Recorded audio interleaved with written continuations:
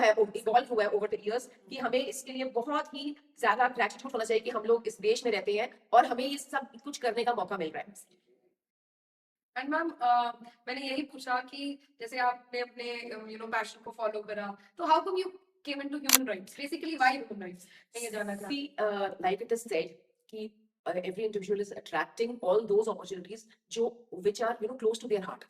Yeah. ठीक है ना, अगर तो उस तरह से था कि मैं शुरू से ही I was such a person. मैं कभी किसी को जब मैंने ड्राइविंग बहुत अर्ली एज में सीखी, मैं कभी किसी को ड्राइव करके हॉस्पिटल लेके जा रही हूँ, कभी जो मेरी डोमेस्टिक हेल्प होती थी कि कोई प्रेग्नेंट हो गई है उसको डिलीवरी के लिए लेके जाना है, किसी को ब्लड टेस्ट के लिए लेके जाना है, किसी को वैक्सीनेशन के लिए लेके जाना है, कभी कोई मेरी फ्रेंड कह रही है मुझे वहां जाना है उसको लेके जाना है, मेरे रिलेटिव्स, मेरे father law, mother law, but they were very very special people. मुझे बहुत ही उन्होंने प्यार दिया, बहुत ही ज्यादा इज्जत दी। तो उस चीज ने उन्होंने मुझे इतना पैम्पर किया और मैं उनका भी मैं बहुत ध्यान रखती थी, दे वंडरफुल पीपल। एंड मैं अपने पेरेंट्स का, अपनी मम्मी का मैंने बहुत ध्यान रखा है। तो taking care of so many people, this became my second habit कि दिस इज माय थॉट कि यहाँ पे नहीं रुकना, अब I have to help lot of people, Yes. जितनों की भी मैं हेल्प करता हूँ। सपना मैम, ह्यूमन राइट्स कमीशन है क्या? कौन कौन से मेंबर्स हैं उसके और कैसे सिलेक्शन होती है मेंबर्स की?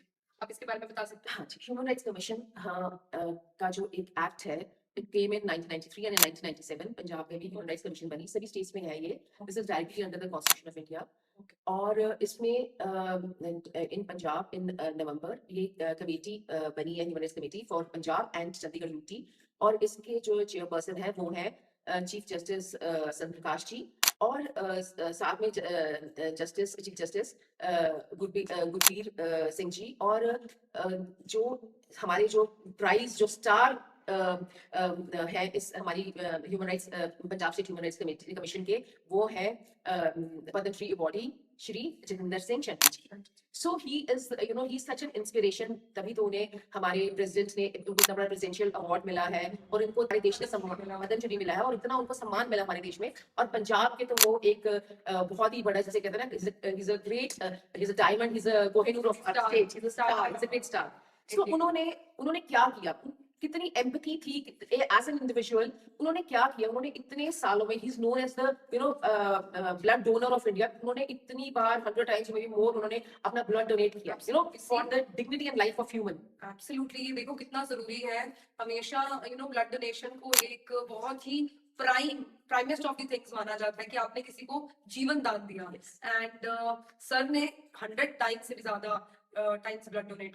So that is so amazing. That is so apart from him, who all are there in the committee now? There are two chief justices हैं और 3 member committee होती है, chairperson and 2 उसके बाद उन्होंने हर स्टेट में, शक्ति जी ने हर डिस्ट्रिक्ट में एक कोर कमेटी उन्होंने बनाई है फॉर ह्यूमन राइट्स, जो कि उस डिस्ट्रिक्ट की सारी जो ह्यूमन राइट्स की जो वायलेशंस हुई है with every citizen, every individual, जो भी उनकी प्रॉब्लम्स आई हैं, जो भी उनको तकलीफें आई हैं, उसको उनके वहां तक लेकर आते हैं और फिर उसको हम रिजॉल्व करते हैं। So basically this is not judiciary exactly, but this is जहां पर भी एग्जीक्यूटिव एडमिनिस्ट्रेशन फेल होती है, कोई कोर्ट का ऑर्डर जाता है लेकिन उसको मान्यता नहीं दी जाती है, या कोई एडमिनिस्ट्रेशन का फेलियर हुआ है, किसी के राइट्स की वायलेशन हुई है, जैसे कि किसी लड़की के साथ कुछ गलत हुआ है, उसके साथ सेक्सुअल अब्यूज हुआ है, या उसकी वर्क प्लेस में उसमें से सेक्सुअल हैरासमेंट हुई है, या किसी छोटे बच्चे के साथ कुछ किसी तरह का अब्यूज हुआ है जो कि पॉक्सो के अंडर आता है, which is very very strong and primary aspects of human rights. अगर इस तरह से कुछ होती है, कोई वायलेशंस होती हैं और वहां पर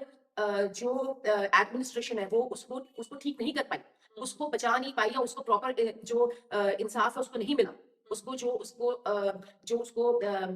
उसके जो राइट्स हैं, जो उनको प्रोटेक्शन नहीं मिलती है, वहां पर वो ह्यूमन राइट्स कमीशन के पास आए। मैम, कहीं ना कहीं ना चाहते हुए क्या एक husband, parent, school, friends, social media, हर जगह क्या अननोइंगली कभी हम किसी के राइट्स को वायलेट कर देते हैं?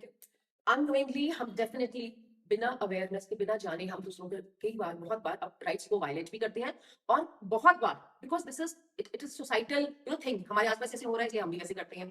और कभी कभी हम हमारे राइट्स अब्यूज हो रहे होते हैं, हमारे राइट्स को कोई इन्फ्रिंज कर रहा होता है, कोई वायलेट कर रहा है, कोई हमारे राइट्स को हानि पहुंचा रहा है, लेकिन हम उसको नॉर्मल समझते हैं, कोई नहीं चुप रहा है, कुछ नहीं होता, सारे नाल होता है। यस यस, ये बहुत ज्यादा मैंने मैम सुना है। अगर कोई अपने आप कुछ बता रहा है ना कि लेट्स से कि मेरी किसी ने फेक प्रोफाइल बना दी या मेरे नंबर से मैसेज भेज दिया पैसों का, तो उसको यही कहा जाता है हाँ मेरे साथ भी हुआ था, एंड वहीं पे केस क्लोज हो जाता है ना। तो ये मतलब यही मोमेंट है, अगर आप अपनी आवाज के लिए उठोगे, आपको ये नहीं पता कि जब आप एक कंप्लेंट करते हो तो कितने सारे और लोगों को इसके बारे में पता चलता है, and they also this is awareness इसी को कहते हैं कि आप खड़े होगे, आप बताओगे कि मेरे साथ ये चीज गलत हुई है, तो बहुत सारे लोग कहेंगे हाँ मेरे साथ भी गलत हुआ है, और ये मेरी लाइफ को अब्यूज कर रहा है, मेरे मेरे कैरेक्टर को के ऊपर बात कर रही है। There is so much of, I mean there so many laws which will protect you in this situation. और जब आप लॉ के पास जाओगे, जब आप कोर्ट में जाओगे, जब आप सिर्फ एक एप्लीकेशन, एक कंप्लेंट आप फाइल करते हो, तो उसका एक पूरा रिपल इफेक्ट सोसाइटी में होगा। हम ये कहाँ कर सकते हैं अगर सपोज किसी को लगता है कि मेरे साथ गलत हो रहा है और कहीं ना कहीं डर की वजह से we are not coming up, we are not taking a stand for ourselves, तो what is the helpline number और what is the office when it comes to any city let's say, कि कहाँ जाना है किसी ने और जो उसकी कॉन्फिडेंशियलिटी भी मेंटेन रहे? हमेशा कॉन्फिडेंशियलिटी जो है वो मेंटेन रहती है। ओके, दिस इज ये तो you know this is a very important point कि हर पुलिस स्टेशन कंप्लेंट जहां आप करोगे या जो भी है, आप कहीं पर भी जाओगे, एडमिनिस्ट्रेशन में जाओगे, तो without your these are your rights, कि without your permission your problem, your complaint can not be made public. Okay, सबसे पहले।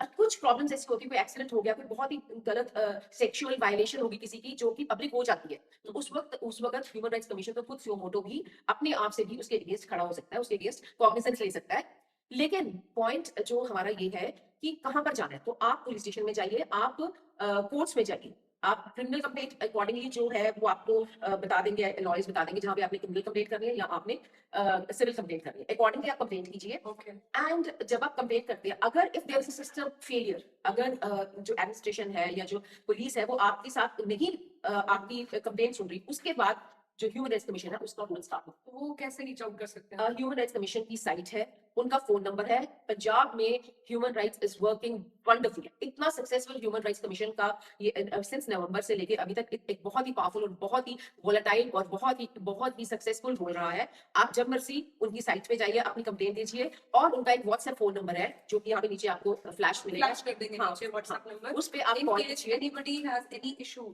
और कुछ भी आपको लग रहा है आपके साथ अब्यूज हो रहा है, यू वांट टू कंप्लेन, और अगर सिस्टम एडमिनिस्ट्रेशन आपकी बात नहीं सुन रहे, तो ये जो ह्यूमन राइट्स कमीशन का नंबर है, आप इस पे प्लीज रीच आउट कर सकते हैं। हाँ, मैम, आजकल का जो यूथ है, मेरे पास रोज बहुत से स्टूडेंट्स आते हैं, उनको बहुत से तरह की टेंशन है, करियर की, जॉब की, अपने फ्यूचर की, तो सोशल मीडिया का भी बहुत प्रेशर आजकल चल रहा है ना, तो मैं ये जानना चाहती हूँ कि आजकल के यूथ का आपको क्या लगता है कि सबसे बड़ा चैलेंज क्या है? क्या ये अवेयरनेस की कमी है कि उनको पता ही नहीं है क्या है, या फिर उनमें कॉन्फिडेंस ही नहीं है कि जाके अपनी बात को आगे वो बता सके? आपको क्या लगता है?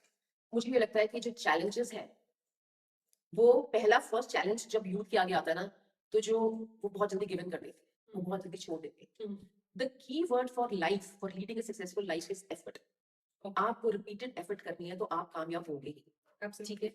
लेकिन जो पंजाब हमारे इस प्रांत में जो सबसे बड़ी जो एक चैलेंज यूथ किया गया है, वो है ड्रग्स। आज हम सबको इकट्ठे होकर ड्रग्स के अगेंस्ट एक बहुत ही पावरफुल ड्राइव, बार बार अवेयरनेस करनी है through your programs. You have to repeat in every program, चाहे वो किसी भी डिपार्टमेंट में किसी भी इशू के ऊपर होगा, आपको एंटी ड्रग्स, ड्रग्स के अगेंस्ट लोगों को बताना है कि हमारी स्टेट में स्पेशली ड्रग्स का इतनी इन्फेस्टेड स्टेट हो गई है, जबकि लॉज और बहुत स्ट्रॉन्ग है, लेकिन इतना ऐसा एक सिस्टम बन गया कि यूथ बहुत इजीली जो है वो ड्रग्स को गिवन कर रहे हैं, वो बहुत ही जल्दी easily, because of the easy accessibility of the drugs. तो ये मैम आप भी कैसे रही है ना, मतलब इट इज लाइक थोड़ा सा एक ट्रैक भी होना चाहिए ना, that should make be made unavailable, and what is the human rights commission doing in it? Human rights commission have started a drive, बहुत ही सक्सेसफुल उनकी रही है। उन्होंने बहुत सारी ड्रग्स को उन्होंने जो ट्रैफिकिंग हुई है उसको उन्होंने पकड़ा है, and they have been, you can check online की बहुत सारी इस तरह की चीजें हुई हैं। The drugs have been destroyed by the police, police का भी एक्टिव रोल रहा है, बट 30 या 40 या 50% भी अगर एक्टिविटी है, 50% तो फिर भी वहाँ पे इन्फिल्ट्रेशन तो है ही है ना, वायलेशन है। तो यहाँ पर हमें सोसाइटी को, सिस्टम को, पुलिस को और पूरी गवर्नमेंट को इकट्ठे मिलके पंजाब को ड्रग्स से, नशे से मुक्ति तो दिलवाने के लिए एक पूरा जोर लगाना ही चाहिए सबसे। This is our duty, this is our duty towards our own children. Say no to drugs, say no to drugs, say yes to, ये से यस टू। एंड बच्चों में मैम अवेयरनेस, आपको क्या लगता है स्कूल्स में क्या ये ह्यूमन राइट्स के रिलेटेड एक सब्जेक्ट होना चाहिए कि नहीं, so that Yes. children should know?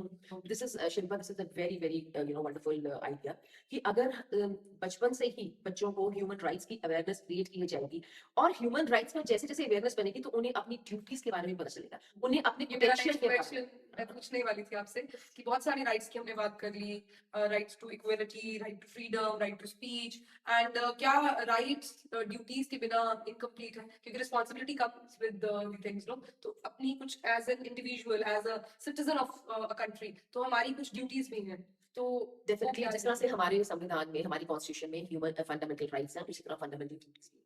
So we have a duty towards the children, we have a duty towards the society, we have a duty towards the environment itself. हम पानी की wastage ना करें, हम अपने एनवायरनमेंट को बचा के रखें, हम ट्रीज प्लांट करें. ये चाहे आप जितने मर्जी छोटे बच्चे हैं आजकल वो पॉडकास्ट अगर सुन रहे होंगे, और जो पेरेंट्स हैं, जो अडल्ट्स हैं, तो कहीं ना कहीं हम हर चीज के लिए कह देते हैं ये तो मेरा हक है, मुझे मिलना ही चाहिए, बट आप क्या सोसाइटी को गिव बैक कर रहे हैं, दैट्स वेरी वेरी इंपॉर्टेंट. तो ये घर से स्टार्ट हो रहा है, जैसे मैम बता रहे हैं ना, छोटी छोटी चीजों से, that you are saving water, you are saving electricity, you are saving plants, है ना, तो ये बहुत चीजें जरूरी हैं जो घर से ही शुरू होती हैं.